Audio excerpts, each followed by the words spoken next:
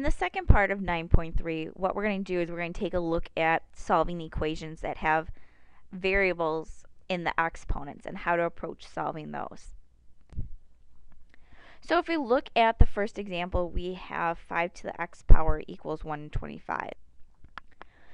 Now, unlike other exponents where we could take the root of it and then using the index kind of get rid of the exponents, we don't know what that number is, so we can't use the index and the radical to get rid of it. So what we're going to do is we're going to approach this a little bit differently. What we're going to do is we're going to look actually at the other side of the equation, opposite the exponent. We're going to think of 125. And how can I break down 125 that maybe uses the same base, okay, as the other side, a base of 5. So can I use the base of 5 and an exponent to get the number 125? And there is, it's going to be 5 to the third. So I can rewrite 125 as 5 to the third, keeping the left side the same, 5 to the x. And now, since we do have the bases matched up, what we do is we're going to set those exponents equal to each other. So x will just equal 3. And if you go ahead and plug that back in, 5 to the third power does equal 125. If we look at number 2, we have 4 to the x power equals 8. Now, if I try to get the same base as 4, I have 4 to the first, 4 squared. You'll notice that it doesn't quite work out. There isn't a number for an exponent to give us 8 when the base is 4. So we're going to have to work this a little bit differently. We'll start looking at other numbers. So if I take a look at, or think of the number 2, 2 to the third is the same as 8. And then what we're going to do is we're going to break down the 4. 4 can become 2 squared. So I replace the 4 with the 2 squared, but it's still raised to the x power. Again, what's going to happen is that base is now equal, so we're just going to look at the exponent part. So now what we have is 2x equals 3. Therefore, x equals 3 halves.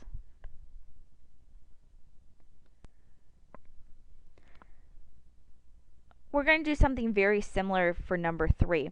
We have 9 to the x minus 1 power equals 27 to the x. Again, there isn't a number for 9 that will give us 27. Gives us 9 and 81, and 27 would be somewhere between the two. So we're going to work on the left side now and think of 9. Can 9 be broken down? And it can be written as 3 squared. So 9 gets replaced with 3 squared, and we have it to x minus 1. And that equals 3 to the third, because 27, even though 9 can't be written with an exponent to give you 27, 3 certainly can. So the 27 becomes 3 cubed raised to the x power. Now our bases are the same, so those kind of cancel out, and I strictly look at the numerator. Now this one's a little bit more complicated to solve, and you'll need to solve it as an equation. So we'll have 2 times the quantity x minus 1 equals 3x, and we have 2x minus 2 equals 3x. Bring the x over to the other side, and x equals negative 2. A lot of ways that you'll be kind of seeing this maybe later on, especially if you take econ, is exponential equations that are used in financing. And one of the major things is for principal and interest and how you calculate the rate of that. So that's what number 4 kind of focuses in on, taking the idea of solving exponent equations into real life problems. So what we have, or what we're going to do, is we're going to find the amount owed at the end of 7 years if $2,000 is loaned at a rate of 5% compounded quarterly. Now, this is an equation that I would expect you to have memorized because it is something that you will be seeing over and over again. Again, not only in courses in mathematics, but again, if you take econ later on. And that is A equals P times the quantity 1 plus R over N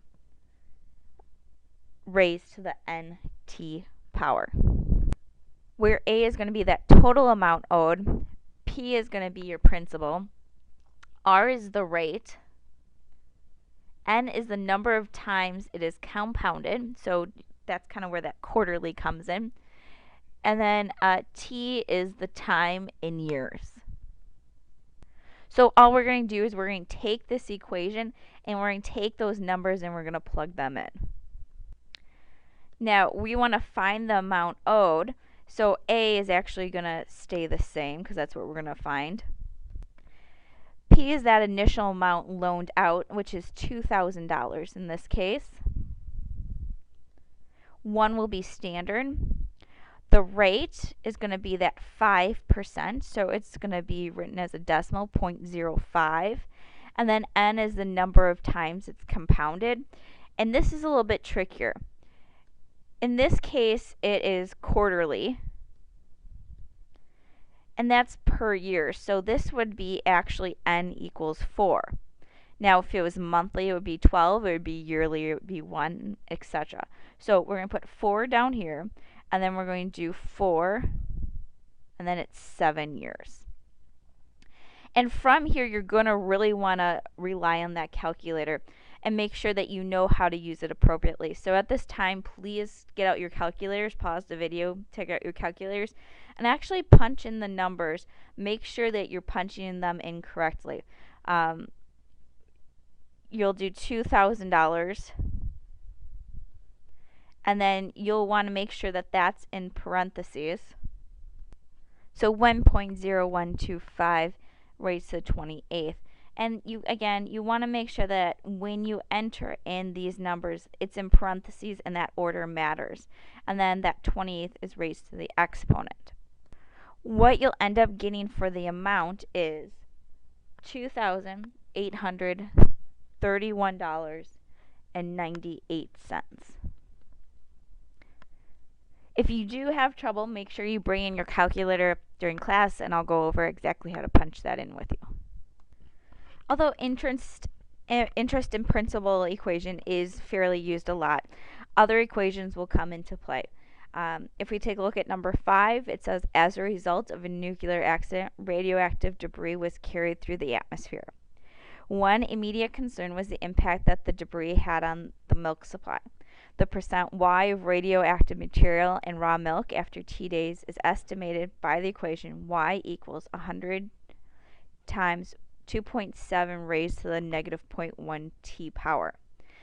And what we want to do is we want to estimate the expected percent of radioactive material in the milk after 30 days. Well, in this case, we're given the equation. It's a matter of plugging in and evaluating it. You'll see this lots, especially once you start doing in science, and if you kind of think about just in general what happens. If you kind of think about the oil spill that happened in the Gulf a couple years ago, that's the same sort of thing.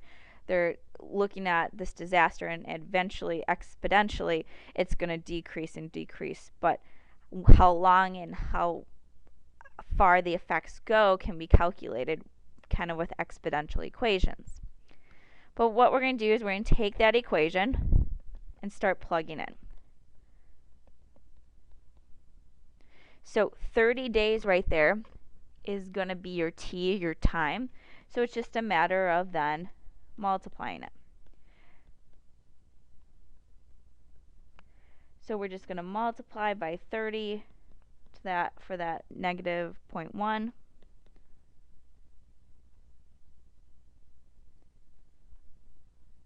And again, when you're plugging into the calculator, make sure that negative 3 is an exponent to the 2.7.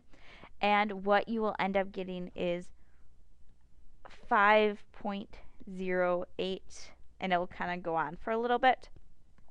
So we can approximate this as approximately 5% of the radioactive decay still in there.